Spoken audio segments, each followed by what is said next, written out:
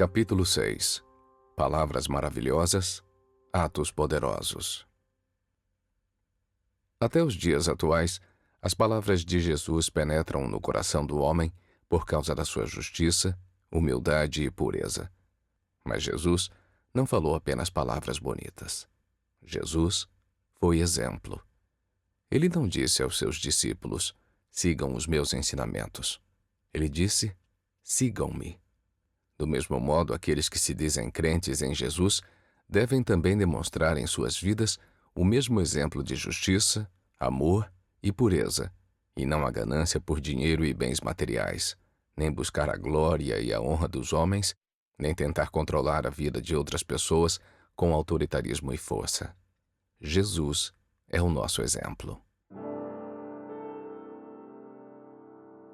Quando ele desceu do monte, grandes multidões o seguiram. Um leproso aproximou-se, prostrou-se diante dele e disse: Senhor, se quiseres, podes purificar-me. Jesus estendeu a mão, tocou nele e disse: Quero, seja purificado. Imediatamente, ele foi purificado da lepra. Poucos dias depois, tendo Jesus entrado novamente em Cafarnaum, ouviu-se falar que ele estava em casa.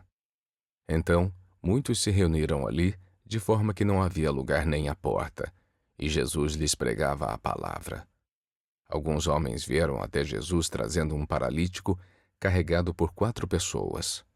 Não podendo levá-lo até Jesus por causa da multidão, removeram parte da cobertura do lugar onde Jesus estava e, pela abertura no teto, baixaram a maca em que o paralítico estava deitado. Vendo a fé que eles tinham, Jesus disse ao paralítico: Filho, os seus pecados estão perdoados. Estavam sentados ali alguns mestres da lei, pensando no íntimo: por que este homem fala assim? Está blasfemando? Quem pode perdoar pecados, senão somente Deus? Naquele momento, como Jesus sabia em seu espírito o que estavam pensando, disse-lhes: Por que pensam essas coisas no coração de vocês? O que é mais fácil dizer ao paralítico: os seus pecados estão perdoados, ou dizer: levante-se, pegue a sua maca e ande? Mas para que vocês saibam que o Filho do Homem tem na terra autoridade para perdoar pecados, disse então ao paralítico: eu digo a você, levante-se, pegue a sua maca e vá para casa. Ele se levantou, pegou imediatamente a maca e saiu à vista de todos. Com isso, todos ficaram admirados e glorificavam a Deus, dizendo: nunca vimos nada igual. Jesus retirou-se com os seus discípulos para o mar, e uma grande multidão vinda da Galiléia e da Judéia o seguia. Quando ouviram a respeito de tudo o que ele estava fazendo, muitas pessoas procedentes da Judéia, de Jerusalém, da Idumeia, das regiões do outro lado do Jordão e dos arredores de Tiro e Sidom foram atrás dele. Por causa da multidão, ele disse aos discípulos que lhe preparassem um pequeno barco para evitar que o comprimissem, pois ele havia curado muitas pessoas, de modo que os que sofriam com doenças se lançavam sobre ele para conseguir tocar nele. Então, Jesus entrou em uma casa e a multidão reuniu-se novamente, de modo que ele e os seus discípulos não conseguiam nem comer. Quando seus familiares ouviram falar disso, saíram para trazê-lo à força, pois diziam: ele está fora de si. Então, chegaram a mãe e os irmãos de Jesus. Ficando do lado de fora, mandaram chamá-lo. Havia uma multidão sentada ao seu redor e lhe disseram: a tua mãe e os teus irmãos estão lá fora e te procuram. Quem é a minha mãe e quem são os meus irmãos? Perguntou ele. Então, olhou para os que estavam sentados ao seu redor e disse: aqui estão minha mãe e meus irmãos. Pois quem faz a vontade de Deus, esse é meu irmão, minha irmã e minha mãe. Naquele dia, ao anoitecer, ele disse aos seus discípulos: vamos para o outro lado do lago. Deixando a multidão, eles o levaram no barco assim como estava. Outros barcos também o acompanhavam. Levantou-se um forte vendaval e as ondas se lançavam sobre o barco, de forma que começou a se encher de água. Jesus estava na popa, dormindo com a cabeça sobre um travesseiro. Os discípulos o acordaram e clamaram: Mestre, não te importa se morrermos? Ele se levantou, repreendeu o vento e disse ao lago: Aquiete-se, acalme-se. O vento se aquietou e tudo ficou calmo. Então, perguntou aos seus discípulos: Por que vocês estão com tanto medo? Ainda não têm fé? Eles estavam grandemente apavorados e perguntavam uns aos outros: Quem é este que até o vento e o mar lhe obedecem? Depois de atravessarem o mar, chegaram à terra de Genezaré e ancoraram ali. Logo que desembarcaram, o povo reconheceu Jesus. Eles percorriam toda aquela região e levavam os doentes em macas para onde ouviam que ele estava. Aonde quer que ele fosse, povoados, cidades ou campos, levavam os doentes para as praças. Suplicavam-lhe que ao menos pudessem tocar na borda do seu manto. E todos que nele tocavam eram curados. Quando Jesus viu uma grande multidão, teve compaixão deles, porque eram como ovelhas sem pastor. Então, começou a ensinar-lhes muitas coisas. Então chegou ali um dos líderes da sinagoga, chamado Jairo. Vendo Jesus, prostrou-se aos seus pés e implorou-lhe insistentemente: A minha filhinha está morrendo. Vem, por favor, e impõe as mãos nela, para que seja curada e viva. Então Jesus foi com ele. Uma grande multidão o seguia e o comprimia. Havia ali uma mulher que padecia de hemorragia por 12 anos. Ela havia sofrido muito sob o cuidado de vários médicos e gastara tudo o que possuía, mas em vez de melhorar, piorava. Quando ouviu falar de Jesus, chegou por trás dele, no meio da multidão, e tocou no seu manto, porque pensava: Se eu apenas tocar no seu manto, serei curada. Imediatamente a hemorragia cessou e ela percebeu no seu corpo que estava curada daquele mal. No mesmo instante, Jesus percebeu que dele havia saído poder. Virou-se para a multidão e perguntou: Quem tocou no meu manto? Os discípulos responderam: Vês a multidão aglomerada ao teu redor e ainda perguntas: Quem tocou em mim? Jesus, porém, continuou olhando ao redor para ver quem tinha feito aquilo. A mulher, sabendo o que tinha lhe acontecido, aproximou-se, prostrou-se aos seus pés e, tremendo de medo, contou-lhe toda a verdade. Então, ele lhe disse: Filha, a sua fé curou você. Vá em paz e fique livre do seu sofrimento. Enquanto Jesus ainda falava, chegaram algumas pessoas da casa de Jairo, o líder da sinagoga, e disseram: A tua filha morreu. Por que ainda incomodas o mestre? Jesus, porém, ignorou essa notícia e disse ao líder da sinagoga: Não tenha medo, apenas creia. Então, não deixou ninguém segui-lo, senão Pedro, Tiago e João, irmão de Tiago. Quando chegaram à casa do líder da sinagoga, Jesus viu um alvoroço, com gente chorando e se lamentando em alta voz. Então, entrou e lhes disse: Por que todo este alvoroço e lamento? A criança não está morta, mas dorme. Todos começaram a rir dele. Ele, porém, ordenou que saíssem, tomou consigo o pai e a mãe da criança e os discípulos que o acompanhavam e entrou onde se encontrava a criança. Tomando-a pela mão, disse: Talita cum, que significa: Menina, eu ordeno a você, levante-se. Imediatamente, a menina, que tinha 12 anos de idade, levantou-se e começou a andar. Isso os deixou admirados. Ele deu ordens expressas para que não dissessem nada a ninguém e mandou que dessem à menina alguma coisa para comer.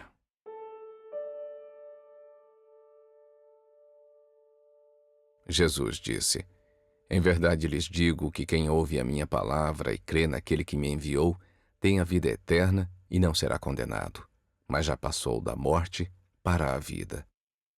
Em verdade lhes digo que está chegando a hora, e já chegou, em que os mortos ouvirão a voz do Filho de Deus, e aqueles que a ouvirem viverão. Não fiquem admirados com isto, pois está chegando a hora em que todos os que estiverem nos túmulos ouvirão a sua voz e sairão. Os que fizeram o bem ressuscitarão para a vida, e os que fizeram o mal ressuscitarão para serem condenados.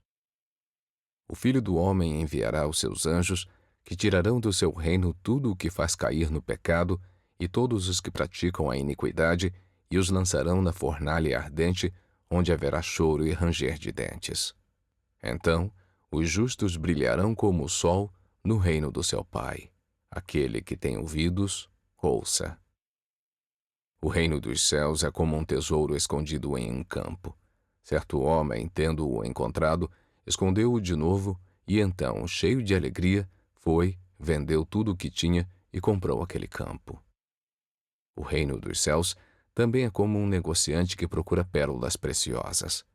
Encontrando uma pérola de grande valor, foi, vendeu tudo o que tinha e a comprou. O reino dos céus é ainda como uma rede que é lançada ao mar e apanha toda sorte de peixes. Quando está cheia, os pescadores a puxam para a praia. Então sentam-se e juntam os peixes bons em cestos, mas jogam fora os ruins. Assim acontecerá no fim desta era. Os anjos virão, separarão os perversos dos justos e os lançarão na fornalha ardente, onde haverá choro e ranger de dentes. Quando Jesus ia saindo, um homem correu em sua direção, pôs-se de joelhos diante dele e lhe perguntou: Bom mestre, que farei para herdar a vida eterna? Por que você me chama bom? Jesus respondeu: Ninguém é bom, exceto um, que é Deus. Você conhece os mandamentos: não assassine, não adultere, não furte, não dê falso testemunho, não engane ninguém, honre o seu pai e a sua mãe. Então o homem respondeu: Mestre, a tudo isso tenho obedecido desde a minha adolescência. Jesus olhou para ele com amor e disse: Falta uma coisa a você. Vá, venda tudo o que possui e dê o dinheiro aos pobres, e você terá um tesouro no céu. Depois, venha e siga-me. Diante disso, ele ficou abatido e afastou-se triste, porque tinha muitas riquezas. Jesus olhou ao redor e disse aos seus discípulos: Como é difícil aos ricos entrar no reino de Deus. Os discípulos ficaram admirados com essas palavras, mas Jesus repetiu: Filhos, como é difícil entrar no reino de Deus. É mais fácil um camelo passar pelo fundo de uma agulha do que um rico entrar no reino de Deus. Os discípulos ficaram perplexos e perguntavam uns aos outros: Então quem pode ser salvo? Jesus olhou para eles e respondeu: Para o homem é impossível, mas não para Deus. Todas as coisas são possíveis para Deus. Então Pedro começou a dizer-lhe: Nós deixamos tudo para seguir-te. Jesus respondeu: Em verdade lhes digo que ninguém que tenha deixado casa, irmãos, irmãs, mãe, pai, filhos ou campos, por causa de mim e pelo Evangelho, deixará de receber 100 vezes mais já no tempo presente. Casa, irmãos, irmãs, mães, filhos e campos, com perseguições, e na era futura, a vida eterna. Contudo, muitos primeiros serão últimos, e os últimos serão primeiros. Eles estavam subindo para Jerusalém e Jesus ia à frente. Os discípulos estavam admirados, enquanto os que o seguiam estavam com medo. Novamente, ele chamou à parte os 12 e lhes disse o que haveria de lhe acontecer. Eis que estamos subindo para Jerusalém, e o Filho do Homem será entregue aos chefes dos sacerdotes e aos mestres da lei. Eles o condenarão à morte e o entregarão aos gentios, que zombarão dele, cuspirão nele, o açoitarão e o matarão. 3 dias depois, porém, ele ressuscitará. Os discípulos não entenderam nada disso. O significado dessas palavras lhes era encoberto, e não sabiam do que ele estava falando. Então Jesus chamou os seus 12 discípulos e deu-lhes autoridade para expulsar espíritos imundos e curar todas as doenças e enfermidades. Prestem atenção. Eu os envio como ovelhas no meio de lobos. Portanto, sejam prudentes como as serpentes e inocentes como as pombas. Tenham cuidado, pois os homens os entregarão aos tribunais e os açoitarão nas sinagogas deles. Por minha causa, vocês serão levados à presença de governadores e de reis, como testemunho a eles e aos gentios. Mas quando os prenderem, não se preocupem quanto ao que dizer ou como dizê-lo. Naquela hora, será dado a vocês o que dizer, pois não serão vocês que falarão, mas o Espírito do Pai de vocês é que falará por intermédio de vocês. O irmão entregará à morte outro irmão, e o pai entregará o filho. Filhos se rebelarão contra os pais e os matarão. Todos odiarão vocês por causa do meu nome, mas aquele que perseverar até o fim será salvo. Quando forem perseguidos em um lugar, fujam para outro. Em verdade lhes digo que vocês não terão percorrido todas as cidades de Israel antes que venha o Filho do Homem. Não tenham medo dos que matam o corpo, mas não podem matar a alma. Antes, tenham medo daquele que pode destruir tanto a alma como o corpo no inferno.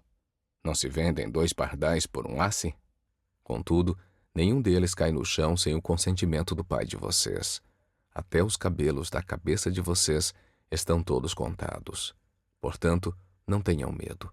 Vocês valem muito mais do que muitos pardais. Todo aquele que me confessar diante dos homens, também eu o confessarei diante do meu Pai, que está nos céus. Mas aquele que me negar diante dos homens, também eu o negarei diante do meu Pai, que está nos céus. Não pensem que vim trazer paz à terra. Não vim trazer paz, mas espada. Pois eu vim para fazer que o homem fique contra o seu pai, a filha contra a mãe, a nora contra a sogra. Os inimigos do homem serão os da sua própria família.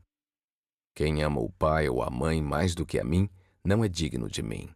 Quem ama o filho ou a filha mais do que a mim, não é digno de mim. Quem não toma a sua cruz e não me segue, não é digno de mim. Quem acha a sua vida, a perderá. Mas quem, por minha causa, perde a própria vida, a encontrará. Quem recebe vocês, a mim recebe. E quem recebe a mim, recebe aquele que me enviou. Quem recebe um profeta como profeta, receberá a recompensa de profeta. E quem recebe um justo como justo, receberá a recompensa de justo. Em verdade lhes digo que quem der, mesmo que seja um copo de água fria, a um dos menores dos meus discípulos, não perderá a sua recompensa. Certa vez, Jesus estava orando em particular e os seus discípulos estavam com ele. Então lhes perguntou: Quem as multidões dizem que eu sou? Eles responderam: Alguns dizem que és João Batista, outros Elias, ainda outros, um dos profetas do passado que ressuscitou. E vocês? Quem dizem que eu sou? Perguntou. Pedro respondeu: O Cristo de Deus. Jesus os advertiu severamente de que não contassem isso a ninguém. Ele disse: O Filho do Homem tem que sofrer muitas coisas e ser rejeitado pelos anciãos, pelos chefes dos sacerdotes, pelos mestres da lei, ser morto e ressuscitar no terceiro dia. Jesus dizia a todos: Se alguém quiser vir após mim, negue-se a si mesmo, tome diariamente a sua cruz e siga-me. Pois quem quiser salvar a sua vida, a perderá. Mas quem perder a própria vida por minha causa, a salvará. Pois que adianta ao homem ganhar o mundo inteiro e perder-se ou destruir a si mesmo? Alguns traziam crianças para que Jesus lhes impusesse as mãos, mas os discípulos os repreendiam. Quando Jesus viu isso, ficou indignado e lhes disse: Deixem vir a mim as crianças e não as impeçam, pois o reino de Deus pertence aos que são semelhantes a elas. Em verdade lhes digo que quem não receber o reino de Deus como uma criança, nunca entrará nele. Em seguida, tomou as crianças nos braços, impôs-lhes as mãos e as abençoou. Então chegaram a Jericó. Quando Jesus e os seus discípulos, com uma grande multidão, estavam saindo da cidade, o filho de Timeu, Bartimeu, que era cego, estava sentado à beira do caminho pedindo esmolas. Ao ouvir que era Jesus de Nazaré, começou a gritar: Jesus, filho de Davi, tem misericórdia de mim. Muitos o repreendiam para que se calasse, mas ele gritava ainda mais: Filho de Davi, tem misericórdia de mim. Jesus parou e disse: Chamem-no. Então chamaram o cego. Tenha coragem, levante-se, ele está chamando você. Lançando a capa para o lado com um pulo, pôs-se de pé e dirigiu-se a Jesus. O que você quer que eu faça? Perguntou-lhe Jesus. O cego respondeu: Rabone, eu quero ver. Vá, disse Jesus, a sua fé o curou. Imediatamente, ele recuperou a visão e seguiu Jesus pelo caminho. Havia um fariseu chamado Nicodemos, autoridade entre os judeus. Ele veio a Jesus à noite e disse: Rabi, sabemos que ensinas da parte de Deus, pois ninguém pode realizar os sinais milagrosos que fazes se Deus não estiver com ele. Em resposta, Jesus declarou: Em verdade lhe digo que ninguém pode ver o reino de Deus se não nascer de novo. Nicodemos perguntou: Como alguém pode nascer quando já é velho? É claro que não pode entrar pela segunda vez no ventre da mãe e renascer. Jesus respondeu: Em verdade lhe digo que ninguém pode entrar no reino de Deus se não nascer da água e do Espírito. O que nasce da carne é carne, mas o que nasce do Espírito é Espírito. Não se surpreenda pelo fato de eu ter dito: é necessário que vocês nasçam de novo. O vento sopra onde quer. Você o escuta, mas não pode dizer de onde vem, nem para onde vai. Assim acontece com todos os nascidos do Espírito.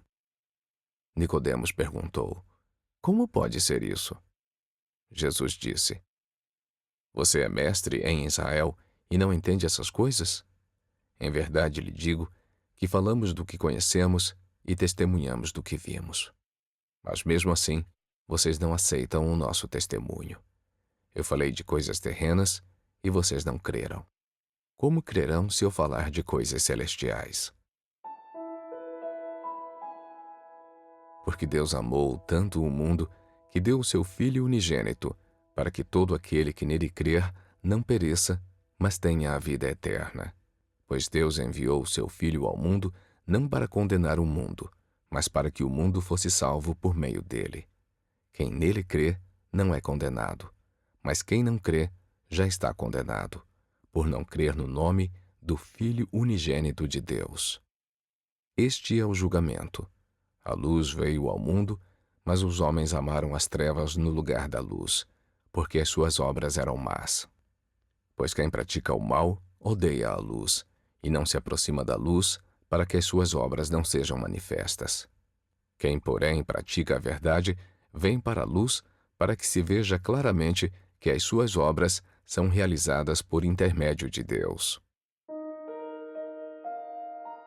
Depois disso, Jesus foi com os seus discípulos para a terra da Judéia, onde passou algum tempo com eles e batizava. João também estava batizando em Enom, perto de Salim, porque havia ali muitas águas e o povo vinha para ser batizado. Surgiu uma discussão entre alguns discípulos de João e certo judeu a respeito da purificação cerimonial. Eles se dirigiram a João e lhe disseram: Rabi, aquele homem que estava contigo no outro lado do Jordão, do qual testemunhaste, está batizando e todos estão se dirigindo a ele. João respondeu: Uma pessoa só pode receber o que lhe é dado dos céus. Vocês mesmos são testemunhas de que eu disse: Eu não sou o Cristo, mas aquele que foi enviado adiante dele. É necessário que ele cresça e que eu diminua. Aquele que vem do alto está acima de todos. Aquele que é da terra pertence à terra e fala como quem é da terra. Aquele que vem do céu está acima de todos. Ele testifica o que viu e ouviu, mas ninguém aceita o seu testemunho. Aquele que aceita o testemunho dele reconhece que Deus é verdadeiro. pois aquele que Deus enviou fala as palavras de Deus, porque ele dá o Espírito sem limitações. O Pai ama o Filho e entregou tudo nas mãos dele. Quem crê no Filho tem a vida eterna. Já quem rejeita o Filho não verá a vida, mas a ira de Deus permanece sobre ele.